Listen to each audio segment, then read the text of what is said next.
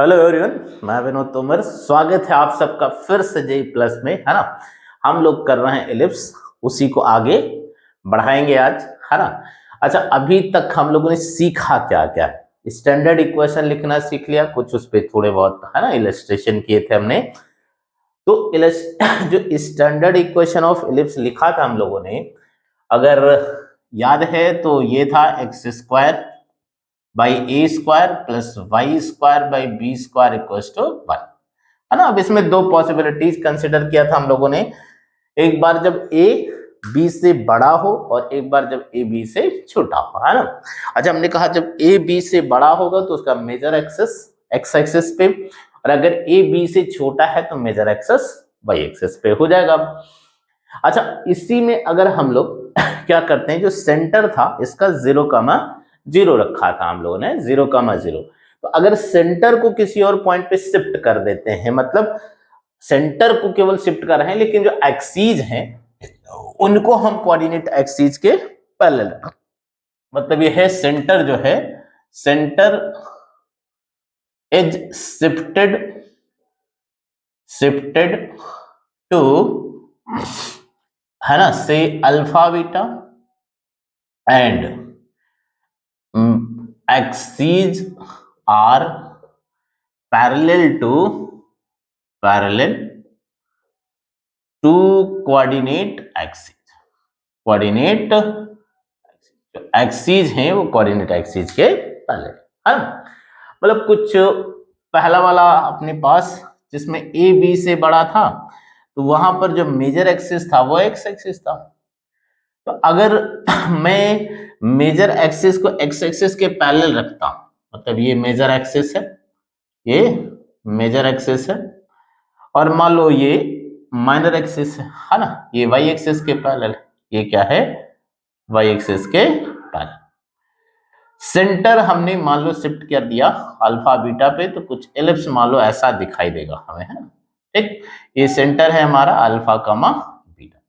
अब इक्वेशन कैसे दिखाई देगी, है ना, तो जो एक्स स्क्वायर था उसकी जगह एक्स माइनस अल्फा हो जाएगा, इसका whole square upon a square. Y की जगह वाई माइनस बीटा हो जाएगा, है ना, इसका whole square upon b square equals to 1। अच्छा, ये कब होगा, जब ए बी से बड़ा, है ना, ए बी से बड़ा होगा। तो मेजर एक्सिस अपना एक्स एक्सिस के पैरेलल और माइनर एक्सिस वाई एक्सिस के पैरेलल है। सेंटर कहां शिफ्ट हो गया है, अल्फा कमा बीटा पे। अच्छा, हमने कहा फोकस तो हमेशा इसी पे रहता, तो एक फोकस कहीं यहां आ जाएगा और एक फोकस कहीं इधर आ जाएगा। अच्छा, इसेंट्रिसिटी में कोई चेंज नहीं, इसेंट्रिसिटी में कोई change, length of major axis में कोई चेंज नहीं होगा, डिस्टेंसेस में कोई चेंज नहीं होगा, है ना। ठीक है, उसको ऐसे समझ सकते हो कि एक इलिप्स तुम्हारे पास था, उसको बस उठा के तुमने दूसरी जगह रख दिया है, तो क्या डिस्टेंस उनके बीच बदलेगा? नहीं बदलेगा।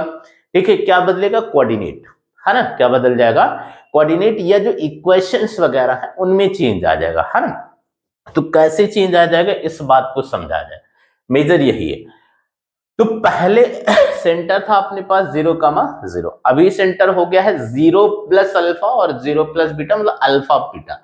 तो हर जगह क्या करना है अपने को, जो सेंटर है, ठीक है, उसमें जो अल्फा बीटा है उसी से बढ़ा देना, मतलब बढ़ा देने को ऐड कर देना है। ठीक है, कोऑर्डिनेट के लिए और इक्वेशंस के लिए भी ऐड कर देना। जैसे एक मैं लिख के बताऊं कि पहले फोकस अपने पास कितना था, फोकस कितना था, ए ई कामा 0 था और प्लस माइनस ए कामा 0 था, ये था। अच्छा, अब हम लोगों ने सेंटर को कहां शिफ्ट कर दिया, अल्फा बीटा पे। तो जितने भी एक्स वाले हैं सबको अल्फा से बढ़ा दो, मतलब इसमें प्लस अल्फा कर दो, और जितने वाई वाले हैं उसमें बीटा ऐड कर दो, है ना, उसमें बीटा ऐड कर दो। ठीक है, ऐसे ही अगर डायरेक्ट्रिक्स की इक्वेशन लिखा था हम लोगों ने, तो एक तो आया था x equals to a by e, और दूसरा आया था x equals to minus a by e. अब एक्स है तो इसमें प्लस अल्फा बढ़ा दो, इसमें प्लस अल्फा बढ़ा दो। ठीक है, आई थिंक इस पे कंफर्टेबल होंगे। जैसे मैं एक आध लिख के बताऊं कि मान लो मेरे पास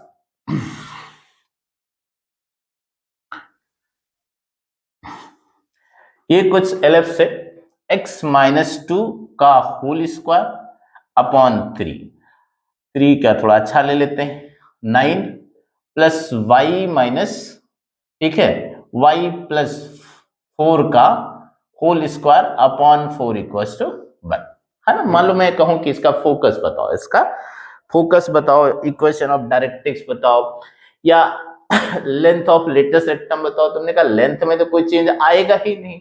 देखिए कहां पे चेंज आएगा, कोऑर्डिनेट में, है ना। कहां पे चेंज आएगा, कोऑर्डिनेट में। तो कोऑर्डिनेट में भी कैसे चेंज आएगा, इसमें क्या माइनस है, ठीक है 2, ठीक है। अगर अच्छा इसमें कोई परेशानी हो तो तुम इसको 0 कर दो, तो वहां से x की जो वैल्यू आएगी वो अल्फा हो जाएगा। तो अल्फा कितना हो गया 2। अच्छा इसको 0 कर दो तो बीटा की वैल्यू आ जाएगी -4। मतलब सेंटर कहां पर शिफ्टेड है इसका, 2, -4 पर। अच्छा अगर फोकाई चाहिए तो पहले इसेंट्रिसिटी चाहिए। जरा देखो यहां पर, इसका डिनोमिनेटर बड़ा है, इसका डिनोमिनेटर छोटा है, तो इसका मतलब इसका मेजर एक्सिस जो है, major axis is parallel to x axis, है ना। अच्छा इसेंट्रिसिटी कैसे निकाले हम लोग, ये तो जान ही रहे। इसेंट्रिसिटी में थोड़ी कोई चेंज आ जाएगा, 1 - b² मतलब 4/9, तो कितना हो जाएगा ये √5/3, है ना। अच्छा फोकस अगर लिखना चाहे हम लोग फोकाई, तो कितना आएगा, ±AE और अल्फा और ऐड करना है, अल्फा और ऐड करना है, +0 + बीटा, है ना। तो ±A कितना है अपने पास 3, तो सॉरी +-3 इंटू √5/3, सॉरी √5/3 और प्लस अल्फा मतलब 2, और 0 + बीटा मतलब 0 + -4, है ना, 0 + -4। तो 3 कट गया, तो ये आ गया अपने पास 2 ± √5, -4, मतलब एक 2 + √5, -4, और दूसरा आ गया 2 -√5, 4। तो आई थिंक इस पर कंफर्टेबल होंगे, है ना। एंड ऑफ लेटेस्ट रेक्टम लिखना चाहते हो तो पहले क्या था, AE, b² अपॉन ए, अब क्या हो जाएगा AE + अल्फा, b² अपॉन ए प्लस बीटा, ऐसे ही सारे लिख लेंगे, है ना। और जो लेटेस्ट रेक्टम के एंड थे उनको हम लिख सकते हैं, मतलब कुछ नहीं है इसमें, सिर्फ अल्फा ऐड कर देना है और बीटा ऐड कर देना है, सिर्फ इतना ही काम है, शिफ्ट हो जाएगा, है ना, सेंटर शिफ्ट हो गया। आई थिंक इसमें कोई प्रॉब्लम नहीं होनी चाहिए। एक नेक्स्ट है ना, ये डेफिनेशन है ऑक्सिलरी सर्कल, ऑक्सिलरी सर्कल। अब ऑक्सिलरी सर्कल क्या होगा, है ना, ठीक है। तो मान लो ये अपने पास एलिप्स है, x² + a² + y²/b²। यहां मान लेता हूं मैं कि ए बी से बड़ा, ए बी से बड़ा। अच्छा ए बी से बड़ा है, इसका मतलब मेजर एक्सेस x एक्सेस है और माइनर एक्सेस y एक्सेस है ना। तो मेजर एक्सेस की लेंथ कितनी है 2a, माइनर एक्सेस की लेंथ कितनी है 2b। एक बार जरा एलिप्स को ड्रॉ कर लेते हैं, हाँ ये कुछ ऐसे आ जाएगा अपना, ये x एक्सेस, ये y एक्सेस, ये मान लो एलिप्स हो गया, ये a हो गया a,0 और ये -a,0। आई थिंक समझ रहे हैं। ये वाला था अपने पास 0,b और ये था 0,-b, है ना। अब एक ऐसा सर्कल ड्रॉ करो जो इसका लेंथ ऑफ मेजर एक्सिस है वो इसका डायमीटर हो जाए, उसका डायमीटर हो जाए। मतलब एक ऐसा सर्कल बना जिसके लिए ए डैश क्या है, डायमीटर। ए डैश क्या है, डायमीटर, है। जो ए डैश है मतलब मेजर एक्सिस जो है उसी लेंथ को डायमीटर लेके हम लोग सर्कल बना। तो अब ये जो सर्कल आएगा, ठीक है, ये इस इलिप्स के लिए ऑक्सिलरी सर्कल कहलाएगा, ये इस इलिप्स के लिए ऑक्सिलरी सर्कल कहलाएगा। मतलब इसकी इक्वेशन लिखना चाहोगे तो सेंटर में कोई चेंज आया नहीं, सेंटर में रेडियस कितना हो गया a, तो इसकी इक्वेशन क्या हो जाएगी x² + y² = a²। हम कैसे याद रखेंगे, auxiliary circle for auxiliary circle, for auxiliary circle, auxiliary circle, पहली बात centre is centre of ellipse, centre of ellipse मतलब सेंटर में कोई चेंज नहीं। रेडियस क्या हो जाएगा, रेडियस क्या हो जाएगा, रेडियस हो गया हाफ ऑफ ठीक है length of major axis, length of major axis, या कहें कि सेमी मेजर एक्सिस की लेंथ, है ना, सेमी मेजर एक्सिस की। मेजर दो बार लिखा गया, कोई बात नहीं। अपने तो बेसिकली ये समझना है कि जो रेडियस होगा वो सेमी मेजर एक्सिस की लेंथ हो जाएगी, सेंटर वही रहेगा। जैसे मान लो मैं ये वाला एलिप्स लिखूं, x माइनस 3 का whole square upon 16 plus y minus 5 का whole square upon 25 equals to 1। अब क्या देख पा रहे हैं, नोटिस कर पा रहे हैं कि इसका मेजर एक्सिस वाई एक्सिस पे होगा, इसका मेजर एक्सिस वाई एक्सिस पे, तो सेंटर वही रहेगा, तो वेरिएबल पार्ट तो बदलेगा नहीं। ऑक्सिलरी सर्कल अगर मैं लिखना चाहूं, ऑक्सिलरी सर्कल, है ना, तो कैसे आ जाएगा, है ना, x माइनस 3 का होल स्क्वायर y माइनस 5 का होल स्क्वायर।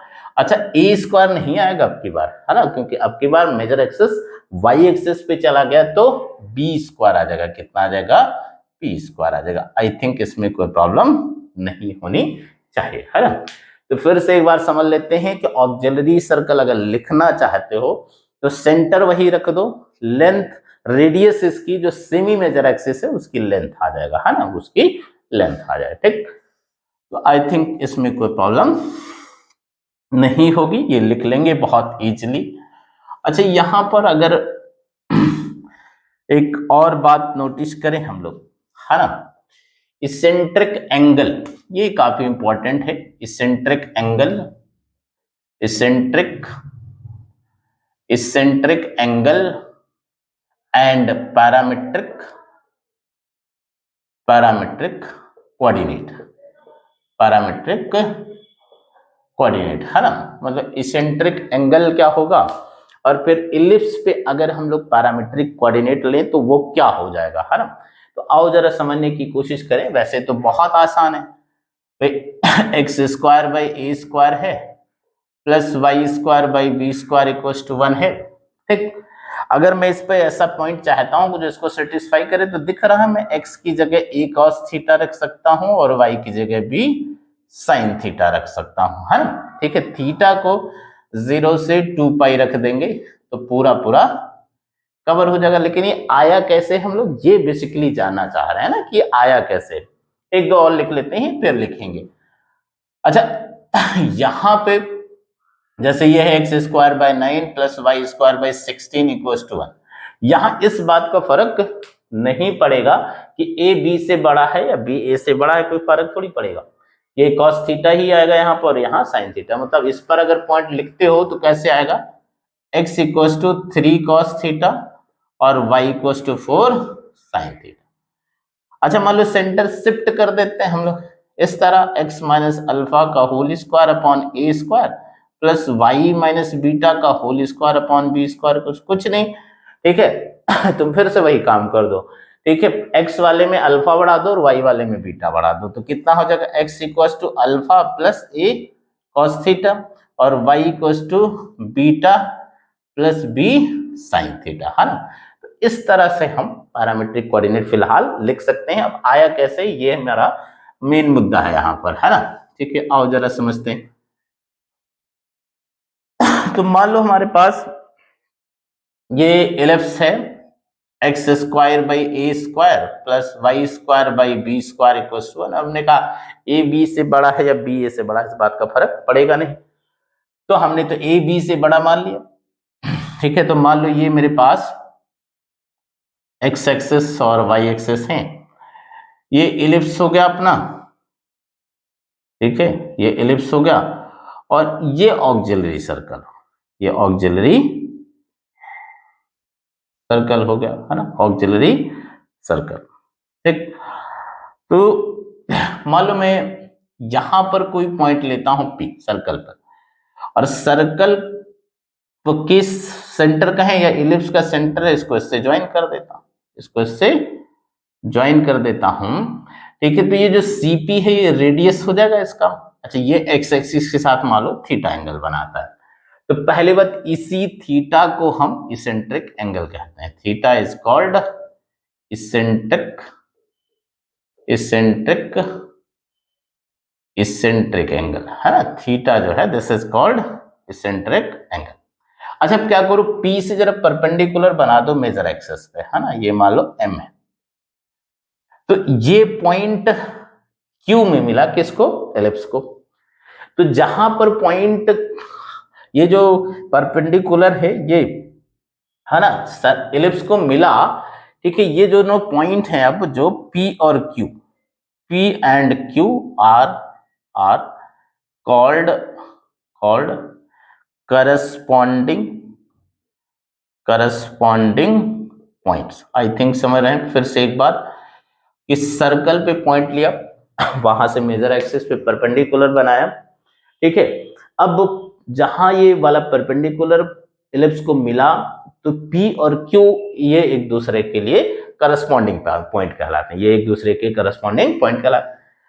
अच्छा तो P तो सर्कल पर है, और सर्कल की इक्वेशन क्या हो जाएगी, x square plus y square equals to a square. तो मैं आसानी से इस पॉइंट को a cos theta a sine theta लिख सकता हूं, इसमें कोई परेशानी है नहीं। अच्छा फिर अब ये जो Q है, इस तो पर जस्ट इसके वर्टिकली नीचे है, तो इसका x कोऑर्डिनेट तो नहीं बदलेगा, क्या बदल जाएगा, y, तो y को y1 मान लिया।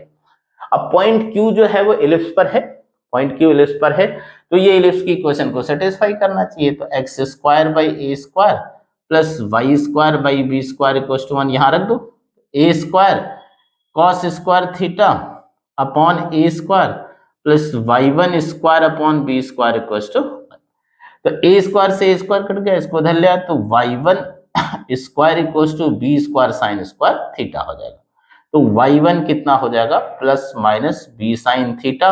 हम लोग पॉइंट को कहां ले रहे हैं, फर्स्ट क्वाड्रेंट में, इसलिए हमने क्या लिख लिया, जो Q है उसको ऐसे लिख लिया, a cos theta, sorry a cos theta b sine theta. I think समझ रहे हैं, इसमें कोई प्रॉब्लम है।